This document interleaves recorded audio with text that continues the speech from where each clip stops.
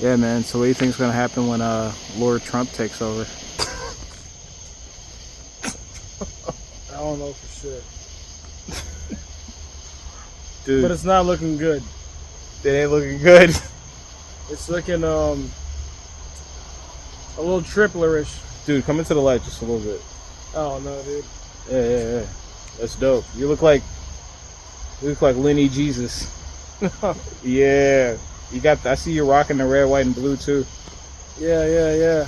You got hope for this godforsaken place. Trump said a lot. He said a lot in that long-winded talk. God. Like that. Okay, so he was on Apprentice, right? What other acting did he do? He was in some movies or no? He's wrestling shit. He did wrestling shit. Yeah, I think I remember seeing. So he's kind of got like an eye for like the fanciful, like a pulse. Yeah. It's like For how to get in front of people and say shit that's like relevant. definitely. Yeah. He has a flair for the dramatic. Yeah, go He ahead. knows how to entertain. He knows how to play the hero, both. The anti-hero, the Antichrist. That's crazy. Yeah, you said he's gonna be the Antichrist. He could potentially be the Antichrist. Dude, Amber Rose is definitely like the harlot.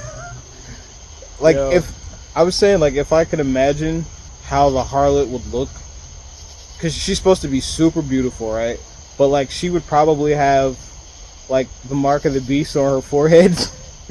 So that tattoo is like.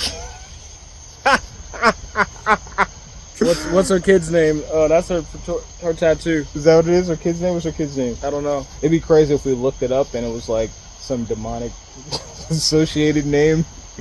Like Mark of the Beast. Cain. Alright, so Amber Rose's two children's name are Bash and Slash. She's a funny person. Real sense of humor. Yeah, the country's coming to a strange place. Maybe we should hunker down and bunker down. All the rich people are buying bunkers. I don't know what we would do about that.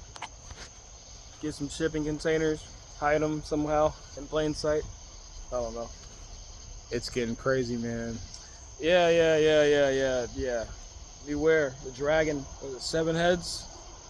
7 heads. Yeah. I mean, what was the dude's name who made the song with Amber Rose? Fuck that guy. I don't know that guy. Don't know who that person is.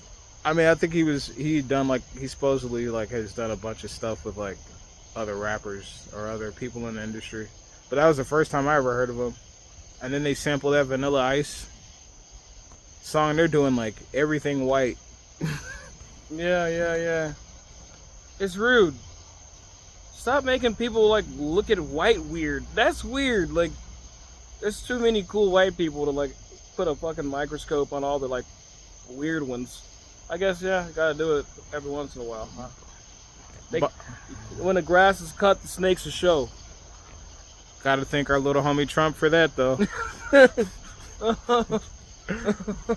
Yo, like, I don't know, the way Trump spoke in his speech, it's like he has this way of speaking like he's talking to like 2-year-olds. And people love it. Gray hair people just like, it's like they're at a church revival or something, bro. Yo, people were digging it. Yo, yeah, it was like they were having a religious experience as Trump was talking. Yeah. He Like, spoke Molly Air. Bro, they were high, bro, when he was working. Molly Air. When he was talking, bro. Like, he will bringeth words of Molly, and he will speaketh words, and they shall be drunk with the blood of their new lord. Yeah, man, like he turned himself into like a superhero, like a martyr that didn't get martyred all the way. It's wild to see how people respond to presidential candidates who turn themselves into like godlike figures. Because like America is supposed to be built on like there's no one man that is supposed to like have all that power. No one man should have all that power. Yep. And they're trying to give him mad power right now. They're definitely trying to Hitler him. Yeah, that's crazy. You brought that up. Like, he definitely, like, that speech, it had like Hitler vibes.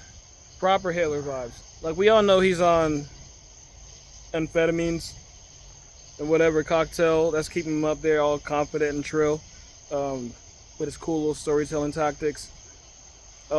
Yeah, mad Hitler vibes. He's just not yelling. He's not turned up. They're not giving him that big of a dosage. The cocktail is at a minor. It's at A minor. Yeah.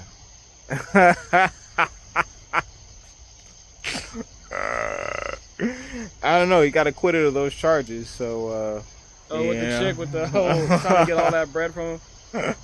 Like, I know people who like support him. These are like politically inconsistent people, but they come from privileged backgrounds within the accepted establishment. So, AKA white people with old money. Yeah. And like, so when they talk about Trump, it's like they really like making America great again was when America was like subjugating, black people in particular and poor people in general, and it's great when you have a lot of money and resources and wealth and you can make decisions and other people can't. You can make other people kind of jump, Yeah. And I think that's what these people like they want. And it's not even that I disagree with some of this, like with all of this stuff on the Republican campaign. There's a conversation that has to be had about some of these issues that are really pivotal.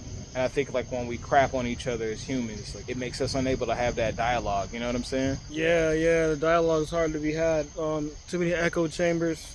Mm-hmm. Too many friend groups lacking diversity that could let people know the other side of the coin. Yeah.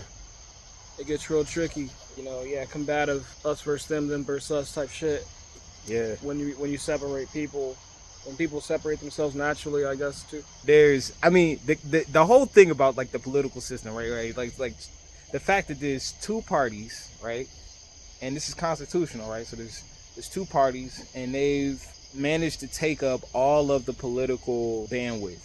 So we can't even contemplate voting for people that have alternate ideas about how we could organize society because like they're not Republican or Democrat. You know what I'm saying? And so it's like people who have ideas that may not be favorable to like corporations or may not be favorable to certain entities, but they could change society for the better. And we don't even entertain those ideas or try to like dig down deep to see if they could actually work or how we could implement them. Instead, we say Republican or Democrat, that's it. Those are your two choices. Nothing that anyone else has to say even matters because these are the people, who have the most, I guess, popular ideas about how we should structure society. Yeah. Facts. Depending on who you're talking to, especially. Yeah. It gets real racy, real race related.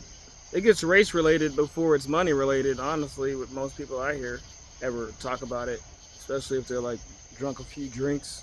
They're like, oh, okay, that's on your mind a lot. All right, big dog. It's wild. I kind of come back to that whole Amber Rose thing where I think about how many people she's gonna lead to vote for Trump. You know what I'm saying? Like bunch of OnlyFans models.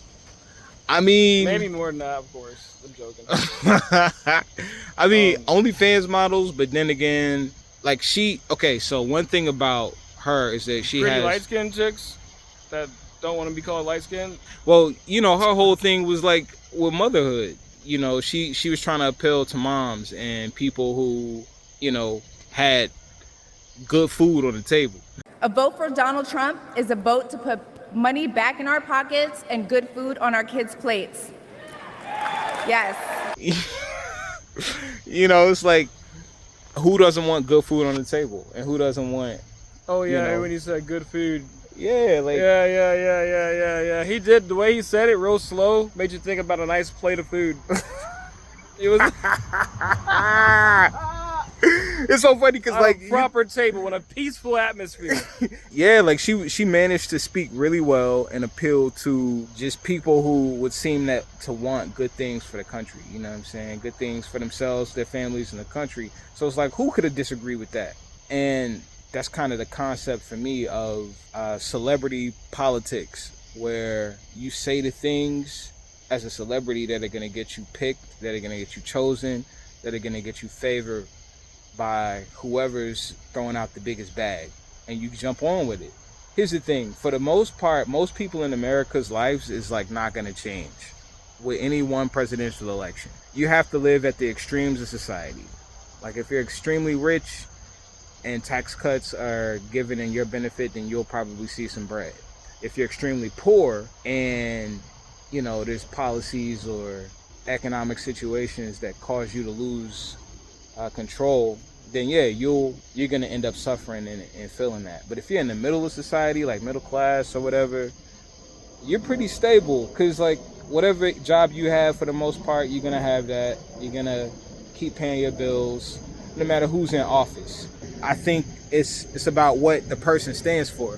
So then we look at like issues like when black people get killed by a police officer, or education crisis where kids not learning to read, and then we look at who's in office and we say, well, what are they doing to help us with that? And I think the fear is that less money is going to be put into education, less money is going to be put into like public policy interests and things like that. You got to put those kids in some stronger schools. It ain't the teacher's fault half the time. I mean, yeah, I have friends who went to like probably the worst schools in the city, and they were like, yeah, they would like, you know, sleep at the desk. They wouldn't care because the kids be tripping. You know what I mean? They just kind of do their own fucking thing. Mm-hmm. At some point, these mad unruly kids are influencing kids to be unruly. It is what it is. It kind of reminds me of like, you know, with the whole Ryan Garcia thing. Like, that's a young guy. Somehow he got it in his head that like the racial ideas that he had were appropriate, and that it was cool to say those things, whether he was drunk or not, or whatever was going on, high, whatever was going on with him. Like, he felt comfortable enough to say those things. I think that speaks to the way that black people are perceived. The policies reflect that. You know what I'm saying? When you talk about like even just like housing, like I feel like housing is the one thing that's kept black people from being, and property ownership, land ownership, that's kept us from being at the top, or that's just kept us from being competitive as a people. It's like if you can't own property that increases in value over time. We got the bikers coming through, but if you can't hold value, Hell's Angels, they looking for folks. They looking for anti-Trumpers. But yeah, if you can't, I'll put up an owl signal. Let them know I'm on their side. I mean, I ain't on their side, but I'm not a threat. The owl. You said the owl. I'm joking. I can't even do it because I'm holding the phone, but like, whoa. Oh yeah. Got the classical music for the ringtone. But yeah, like I feel like if you can't keep property that grows in value over hundreds of years, then how could you expect to be? No one gives a flying F word about that, bro. Yeah. They're like, figure it out now. Right. And that's the thing. It's like, who cares? Figure it out right now. Take the power from us, even though we're stopping you in every way. You're like, whoop-de-doo. All right, now figure it out. And don't complain about it either. Don't even like mention it, because that's complaining too. Mm-hmm. Don't even try to like figure it out. Like, hey, how about like what up? Nope. Nah, don't even try to like try to intellectualize the situation. Don't be a historian. But feminists, and I guess you could say the great white replacement crowd, they're allowed to complain and they're allowed to take action. I'm not saying feminists going to go out shooting people and bombing, but some of these guys who committed a lot of these mass shootings subscribe to the great white replacement theory, where they have these complaints, these grievances with government and society, and they take it in their hands to go out and murder a bunch of people. As far as I know, that's not the typical theme with black people. Reparations is something that could be studied but isn't studied. It could be taken up by government, but it's not, because I think the numbers would be people think grossly disappointing. The vast majority are not trying to do anything about that. They don't want that at all. Right. Even though, of course, I've heard people talk about it wouldn't be a tax or anything like that. It wouldn't come out of anybody's wallets. Right. It would be like select groups or select families. That airplane is close. The phone is closer. I'm open. It wouldn't be like okay, this is gonna come out of your, this is gonna come from you. Like, oh, it wasn't me. Why should I have to? And then it's that, and then it's like three things. This is not coming out of our wallets, or any other prominent families who benefited off of slave labor wallets. Mm-hmm. Or, like, why should you get that now? Like, that's not cool. That too.